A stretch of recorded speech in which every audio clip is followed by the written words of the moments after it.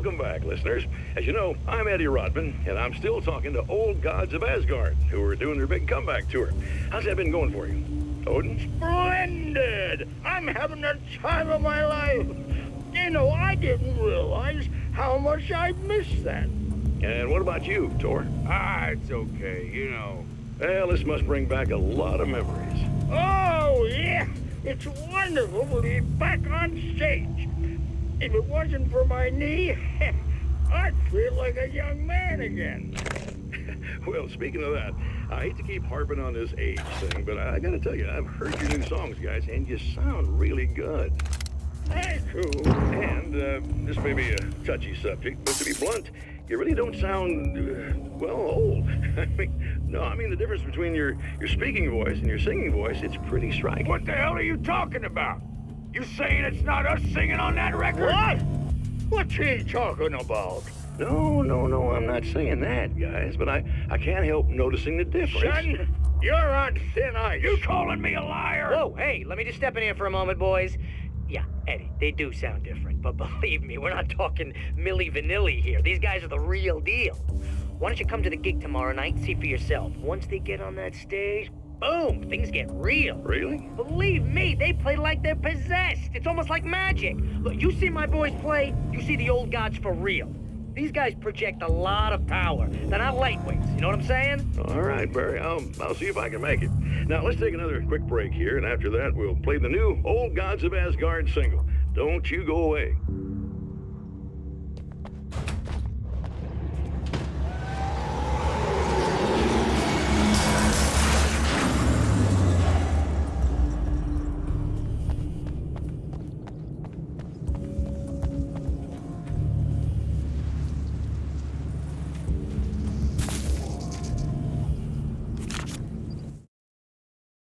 As a storyteller, my first real love was crime. And it was in that genre that I finished my first novel, starring the perpetually miserable Alex Casey, whose entire life was a wound that never healed. The books sold as fast as they hit the shelves. I wrote 5 more Alex Casey books, and they all were bestsellers.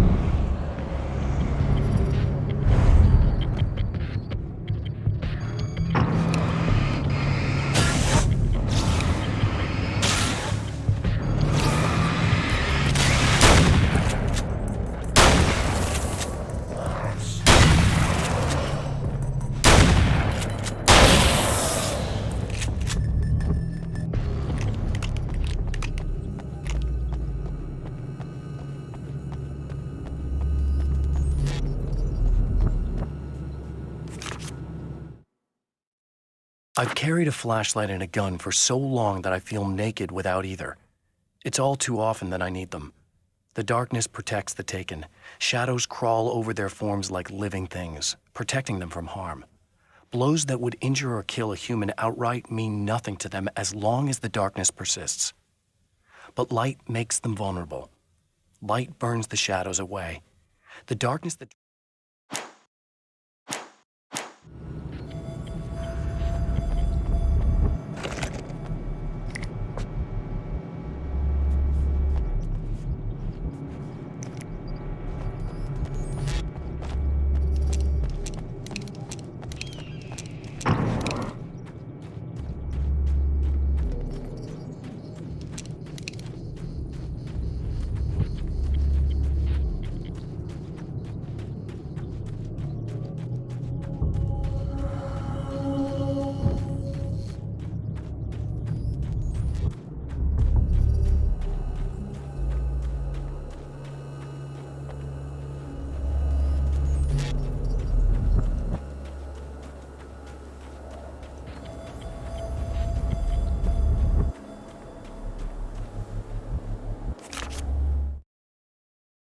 The pressure of success got to me. My wife Alice was the sole thing in my life that anchored me. Suddenly it wasn't enough. I couldn't write anymore. I distracted myself with wild parties and whatever trouble I could scare up. I wallowed in the drama of my life, sure that Alice would stick with me even though she didn't sign up to be the lifeline of a torch.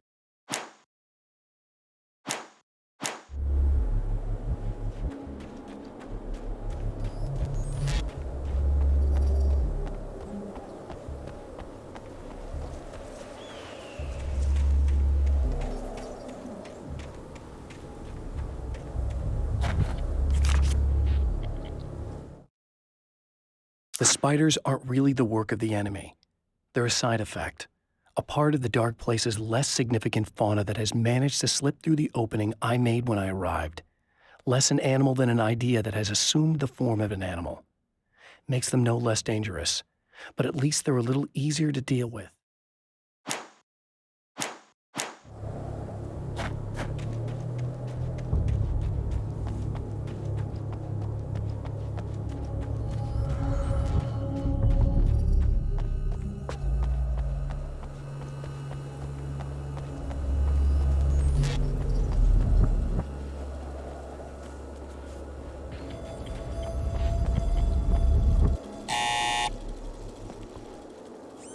Hello?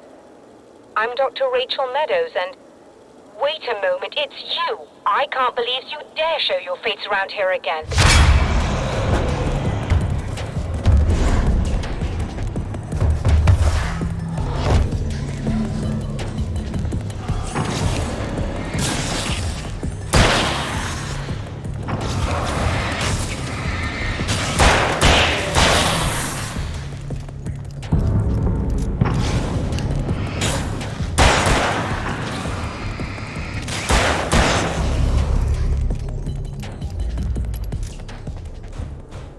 Go away.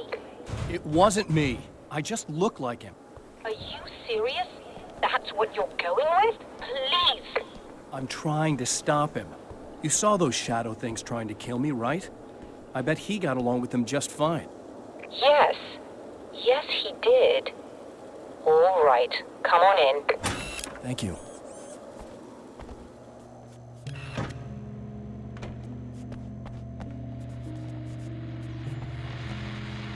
Hey, buddy. I figured I'd take a moment to talk to you. There's a party next door. I'm feeling pretty good right now. A little beer, a little fun, you know? It's nice.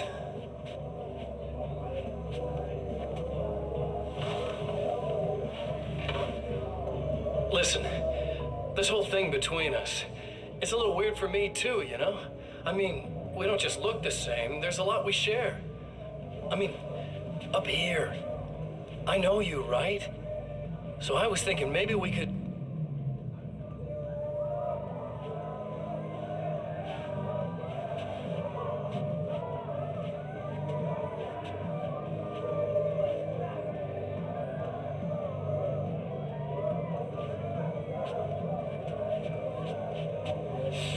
These guys are getting out of control.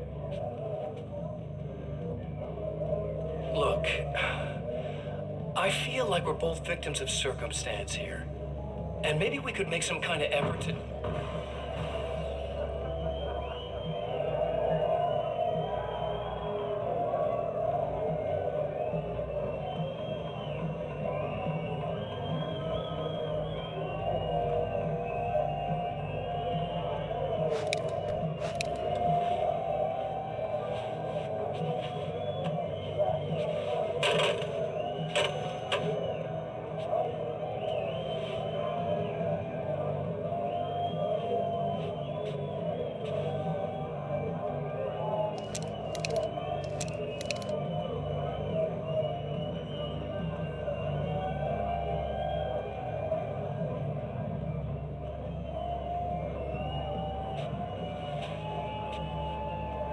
Never mind.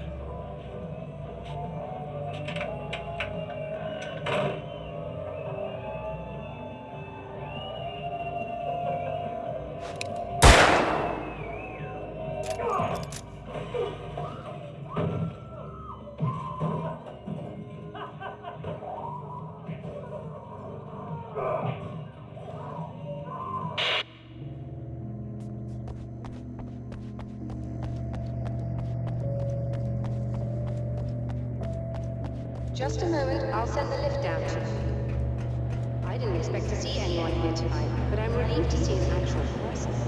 That's assuming this isn't some kind of cruel trick on your part, of course.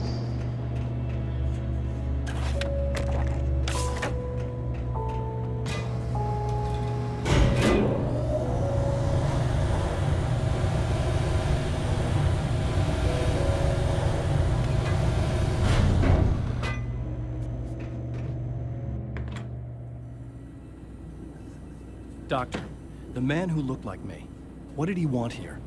There's a strange astronomical event happening right now. Something I can't begin to classify, but I think it's disabled our satellite. There's a very peculiar signal that we're receiving. A signal? That's what I'm here for. Well, so was he.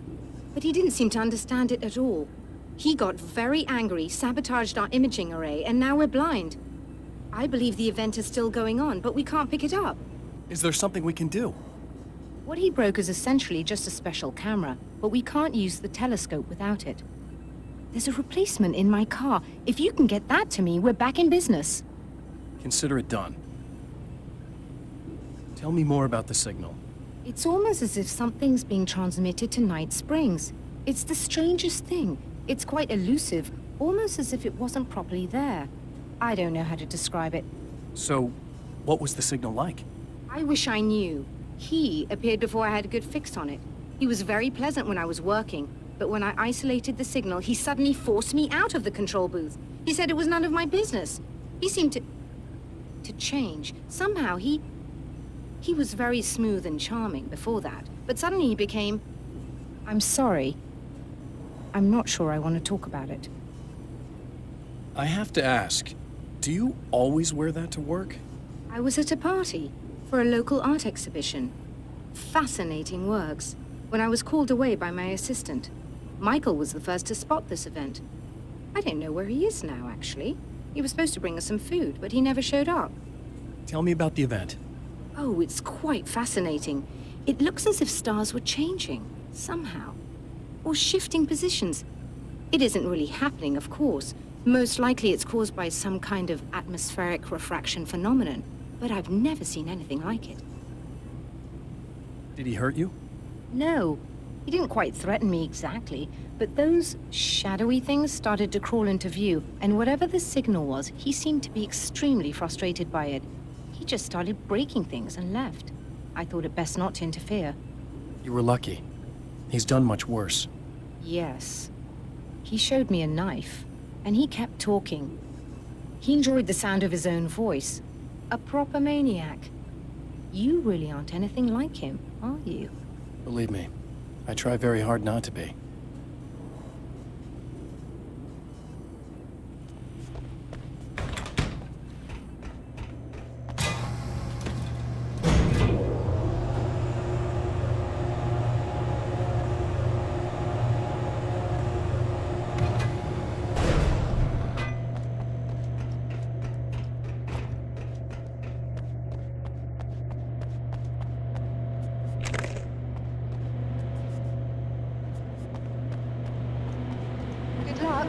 And try to be careful. It's a very expensive part and we don't have a replacement. Oh dear, that sounded more callous than I intended. Be safe.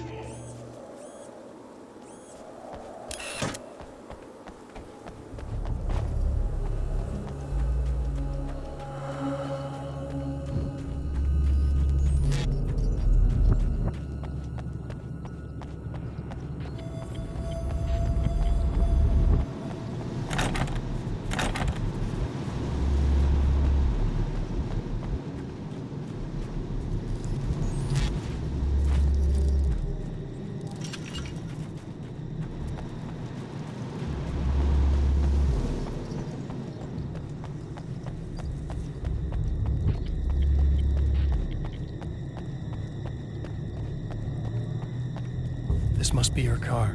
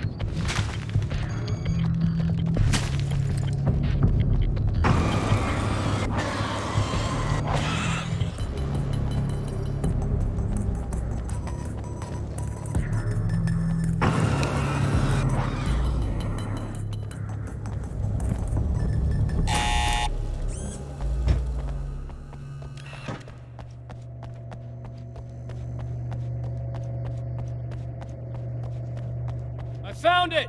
Excellent. I'll operate the platform directly below the telescope so you can install the array. Don't worry, it's very easy. Come on.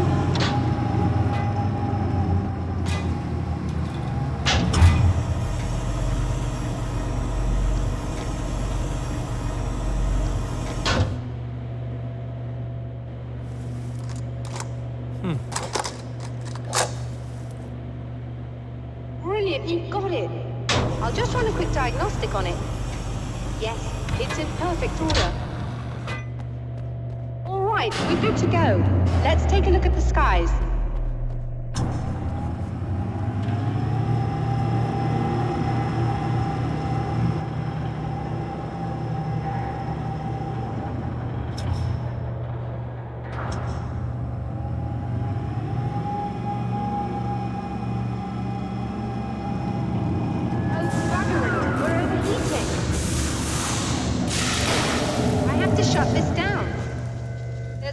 With the automated coolant system. Somebody just interrupted the flow. So now what?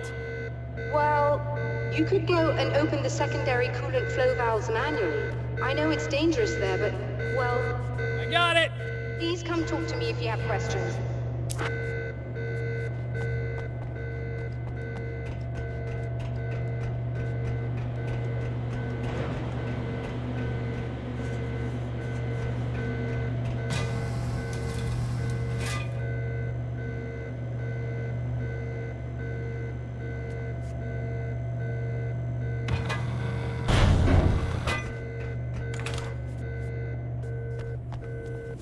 Is there something I should know about this coolant thing? Oh no, it's quite straightforward. The telescope is very heavy, and moving it generates a lot of heat. So do all of the electronics. Overheating could cause damage, so it shuts down automatically if the coolant fluid isn't flowing. And hot electronics generate instrument noise, which we want to eliminate as much as possible. What is this coolant anyway? Is it dangerous? We use liquid nitrogen. It's quite safe. If I can make it to the valves in one piece. Yes, there is that. Good luck. I'm assuming you didn't have this kind of trouble using the telescope earlier, when my double was here. No, it went very smoothly. Until he turned into a nutter. This doppelganger of yours doesn't seem to want anyone else to look at this phenomenon. Honestly, it seems a little pointless to me. There are many eyes on the sky. I'm not sure what we're gonna get once this thing is working again, but I have a hunch. I doubt it has anything to do with outer space, or that anyone else can see it. I think it's a message for me. For you? That seems unlikely. And even if it were a very localized phenomenon, surely it's visible to others in the area.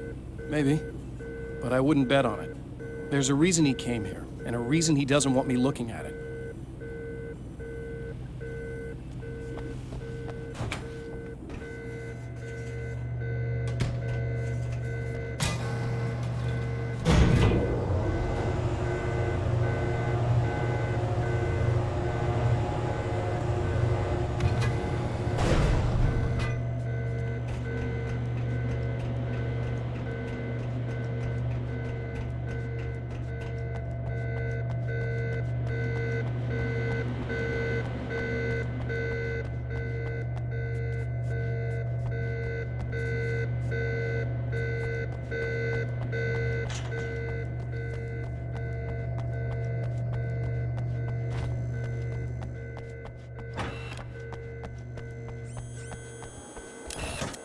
Just remember, you need to release all 3 valves.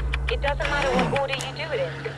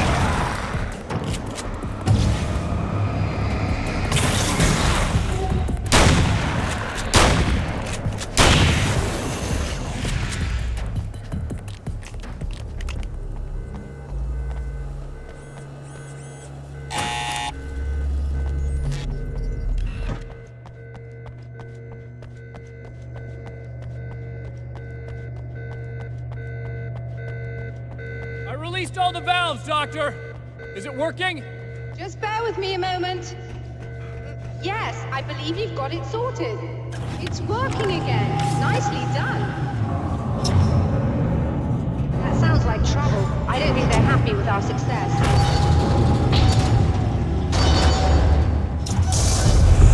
Look out, they found a way in.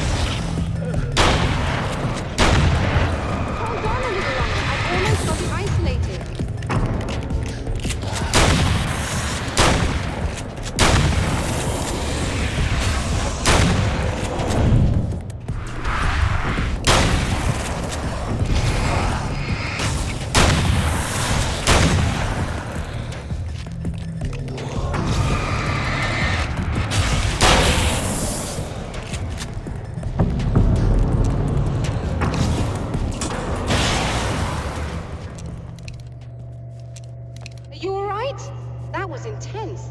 I'm sighted in now. I still have no idea what I'm looking at, but it's very strange indeed. Oh, where are my manners? Please, come on up. I'm sorry, I was distracted.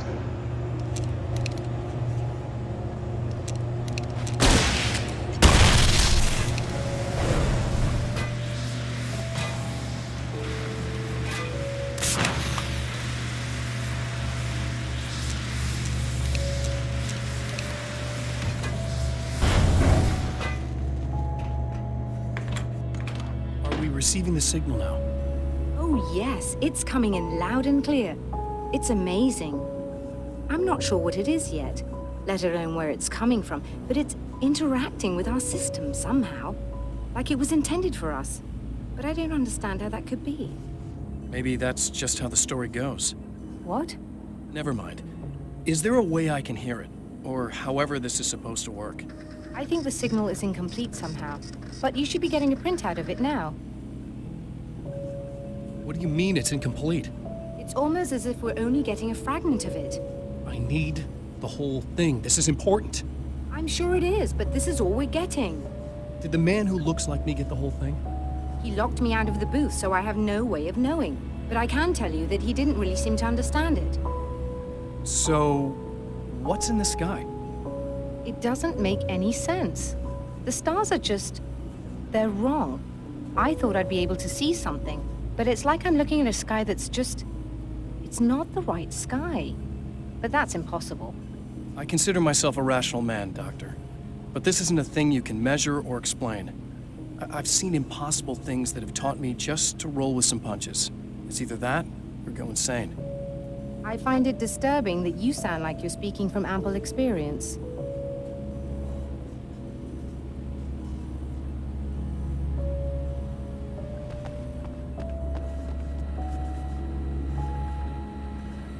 A printout of a signal. It, too, is a weapon created by the Champion of Light. In its words, stirs a new reality. But it is incomplete, and yet it provides a roadmap for the man to follow, a course that will lead him to a place where he may confront his enemy.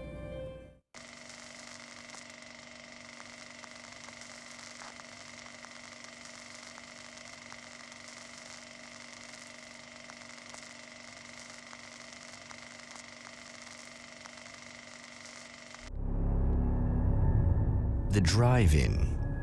Once the site of lurid celluloid fantasies, it's now the site of an art exhibition. And yet, it's the search for closure rather than culture that brings the Champion of Light here.